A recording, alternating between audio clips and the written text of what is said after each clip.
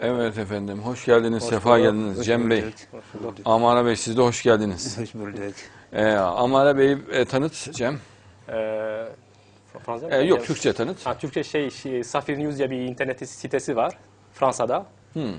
Onunla ilgileniyor yani Tamam. İslami konuları araştırıyor. Yazar arkadaşımız değil mi? Yazar, Evet. ha. Röportaj yapmak istedi. Evet. Geldi, misafirimiz Geldi, şu an. misafir orada. Müslüman kardeşimiz. Müslüman, evet. Evet, Müslüman. Fil dişinden geliyor yani aslı. Ha, fil dişi, maşallah. Maşallah. D'origine. Tamam.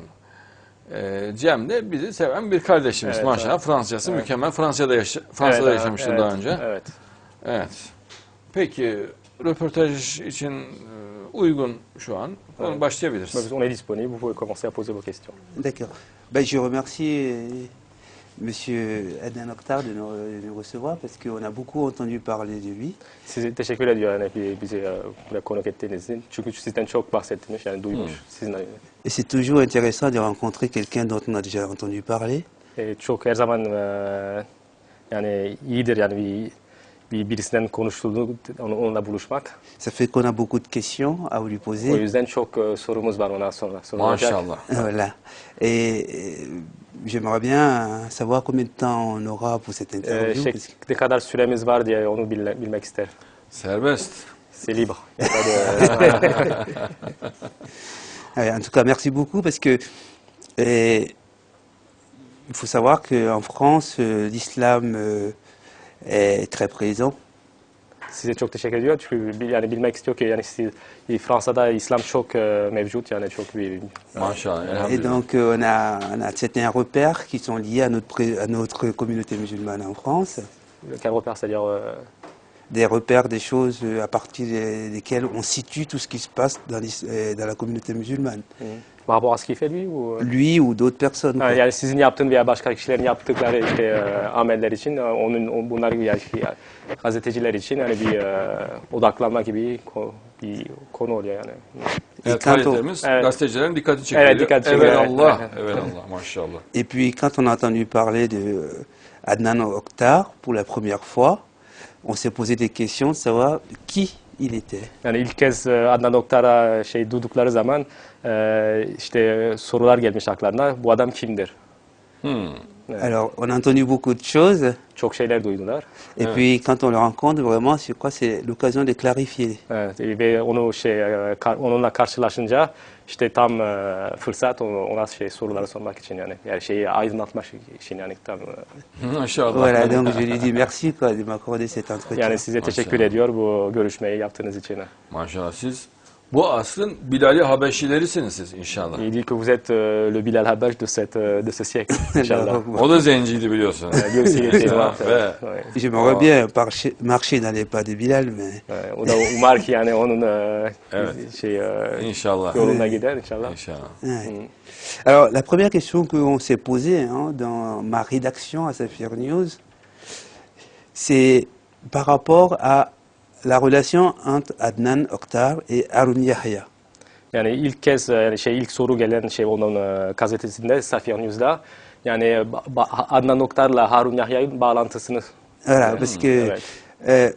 on a un peu l'habitude de voir des musulmans adopter des noms ou des prénoms. Souvent, c'est dans les cas de conversion à l'islam. Yani onlar alışkın yani mesela Müslümanlar ad soyad alıyorlar mesela genellikle başka bir dinden İslam'a girince yani bir Müslüman ismi alıyorlar ya. Ha? Alors que dans ce cas, c'est pas du tout le cas. Alors on s'est demandé pourquoi avoir choisi un pseudonyme. İşte sizin durumunuzda öyle bir olay yok. O zaman niye yani bir lakap değil de işte Harun Yahya ismini niye seçtiniz? Voilà, est-ce qu'il y a une histoire à ce choix? Est-ce qu'il y a Yani- une raison? Est-ce que c'est du marketing? Enfin, Yani on se pose toutes bir sortes de neden var questions. mı bu ismi seçmeye? Bir marketing nedeni var mı? Ve bir tarihe bağlı bir şey var mı? Et c'est très intéressant de l'écouter lui-même directement en Yani bir parlant. de sizden duymanız daha çok öyle ilgili yani. Birçok yazar kendi ismini kullanmaz. Müstahar isim kullanır. Türkiye'de de bu bilinir. Yani birçok ünlü yazarın konumu bu şekildedir. Mesela Hekimoğlu İsmail vardır. Biz o şekilde tanırız ama Ömer Okçu'dur gerçek ismi. Evet. Çok değerli bir ağabeyimizdir. Ama müstahar isim kullanır. Ben de o şekilde müstahar isim kullandım. Harun biliyorsunuz Hazreti Musa'nın yardımcısıydı. Yahya da Hazreti İsa Aleyhisselam'ın yardımcısıydı. Ben de Peygamber Efendimiz'in nacizane bir yardımcısı olmak azmiyle bir dua mahiyetinde bu isimleri aldım. Alors, il y a beaucoup d'écrivains qui utilisent des sobriquets. Oui. Et il fait partie de ces écrivains qui utilisent des sobriquets. Oui. Mais il faut savoir, par exemple, que Haroun, c'était l'aide du prophète Moïse, Oui. Moussa. Et Yahya, c'était l'aide du prophète Jésus. Voilà, D'accord. donc Haroun Yahya. Donc c'est pour ça. Et lui, il se définit en tant que serviteur du prophète Mohammed, sallallahu alayhi wa sallam. Voilà. D'accord. Enfin, c'est Avec très- humilité, bien sûr. Avec Ouais. humilité. Mm. Très bien. Et puis, surtout en France, vous avez écrit beaucoup de livres. Vous étiez un gros travailleur. Yani diyor Fransa'da çok kitap yazdınız. Bayağı çalışkan birisisiniz yani bayağı bir çalışkan birisisiniz. Elhamdülillah. Et le livre qui nous a fait vraiment découvrir votre travail, c'est Atlas des créations. Sizi tanıtan kitap Yaratılış Atlası. Evet doğru. Atlas de la création. Mais ce livre a été directement envoyé dans des écoles françaises, dans des institutions françaises. Et ça, ça nous a surpris aussi. Alors j'aimerais savoir quelle était la motivation, quel était l'objectif de cette démarche par rapport À cet envoi. à ces livres, quoi, à cet envoi, à ce choix. Çok okullara gönderdiniz, çok makamlara gönderdiniz. Yani bunu yaptığınız nedeni nedir? Yani Est-ce que c'est çok est-ce que c'est le contenu de livre qui nécessite ça, ou bien c'est un nouvel objectif par rapport à la France? yani içindeki kitabın içindeki anlatımlar mı o yüzden mi gönderdiniz diyor yoksa bir hedefiniz mi vardı Fransa'ya bunu göndermekle? Fransa materyalist felsefenin dünya çapında kalesidir. Yani Marksizmin, işte egzansiyalizmin, yani her türlü sapkın felsefenin Evet. kalesidir. Ateizmin en yaygın olduğu ülkedir. Evet. Ben de özellikle orayı hedefledim. Çünkü Türkiye'deki Marksistler de Fransızlardan çok etkileniyorlar. Yani onların ne Evet. dediği onlar için çok önemli oluyor. Suyun en başından ben fitneyi Evet. durdurmak istedim. Evet. Ve Fransa'ya ani bir gece baskınıyla binlerce kitap gönderdik. Zaten onlar baskın diyorlar. Gazetelerde o şekilde Evet. haber çıktı biliyorsunuz. Deprem etkisi yaptığını söylediler. Ve gökten diyorlar felaket yağıyor diyorlar. Yani B-52 bombardımanı gibi adeta. Evet. Hakikaten de öğlene doğru, akşama doğru Fransa yerle biri oldu. Yani. Evet. Konu bitti. Yani manen fethettik elhamdülillah. Ve şu an Darwinizmi savunmaya Fransızlar utanıyorlar. Evet. İşte Allah'a çok şükür bu da bizim başarımız. Cenab-ı Allah'ın lütfu olarak maşallah. En fait, la France était une pièce maîtresse était à la tête du matérialisme, de l'existentialisme. Et en fait, ils ont envoyé ces livres parce que vis-à-vis de la Turquie, la France a beaucoup d'influence Hein? d'un point de vue matérialiste. Oui. Et en fait, pour faire tomber cette forteresse, ils ont décidé d'envoyer ce livre directement en France. Voilà. D'accord. Et de couper comment dire, l'eau à la source. En fait, D'accord, très bien. Voilà. Alors, quel a été le résultat? Parce que ce livre a fait beaucoup de bruit. Quel est leur bilan de cette opération? Sonuç nedir? Yani bilanço nedir bu? Fransa çöktükten sonra tabii sırada İtalya, Hollanda, diğer ülkelere de yöneldik. En son Amerika'ya yöneldik. Şu an bütün dünyada Darwinizmin sahte bir teori oldu, yalan bir teori oldu, anlaşılmış oldu. Çok mahcup oldular, küçük düştüler. Evet. Şimdi Türkiye'de de kendilerince direnmeye çalışıyorlar. Yeni yeni ara fosiller bulduk diye ortaya çıkmaya çalışıyorlar. Ama gösterdikleri ara fosillerin yaratılışı ispat eden fosiller olduğunu ispat ediyoruz. Evet. Daha da mahcup oluyorlar. Tam bir debelenme ve çırpınma halindeler. Net netice aldık Allah'a çok şükür. Yani şu an Darwinizm tarih oldu. Evet. Ama pasını temizlemeye çalışıyoruz. Yani pası üniversitelerde kaldı. Pasını da kaldırırsa konu bitecek inşallah. En fait, après l'envoi qu'ils ont fait en France et qui a produit il a eu un grand effet, comme un bombardement, hein, Oui. pour ainsi dire. Et les darwinistes avaient, entre guillemets, honte de parler du darwinisme. Et ensuite, cet envoi, donc cette idée, donc c'est répandu à la Hollande, à l'Italie. Ils ont également envoyé aux États-Unis des livres. Oui. Et ce qui fait que le darwinisme est passé. C'était une religion qui était basée sur la science selon eux, Oui. avec des fossiles. Mm. Et avec leurs arguments à eux, il a prouvé que en fait, les fossiles prouvent que le darwinisme n'est pas valable puisqu'il n'y a pas de fossiles intermédiaires. D'accord. Voilà, donc là, aujourd'hui, le darwinisme ne peut pas être propagé puisque leur philosophie elle-même est détruite, puisqu'il n'y a pas de fossiles intermédiaires pour prouver que cette théorie est valide. D'accord. Ça, c'est une question aussi qui, en France, peut-être on ne se la pose pas, à savoir évolutionniste, créationniste. Mais je crois que cette question vraiment est très importante pour